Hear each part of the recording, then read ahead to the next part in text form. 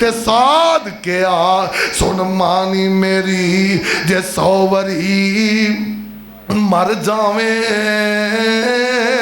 साध के आ सुन मानी मेरी जे 100 वरी मर जावे 100 वरी फिर जिंदा होवे नू कलमा ही पढ़दे आ पावे मेरे जज्बात ने मैं दीने इस्लाम नू नहीं छड़ना बरादरी छड़ी जा सकती है रिश्तेदार छड़े जा सकते ने अपने बेगाने हो जान ते हो जान अपने पराए ते दुश्मन बनते ते बन जान पर तौहीद ते सौदा ते कंप्रोमाइज नहीं किया जा सकता एवें ना जाके उन्हां दे खत्मां ते उन्हां दे कुल्लां ते उन्हां दे जनाबे अली फलाने ते उन्हां दे तीजे साथे ते बह के एवें बरादरी है जी की करिए रिश्ते दिते ने की करिए ए जनाब रिश्तेदारी हो गई है की करिए अल्लाह जुल जलाल दी कसमें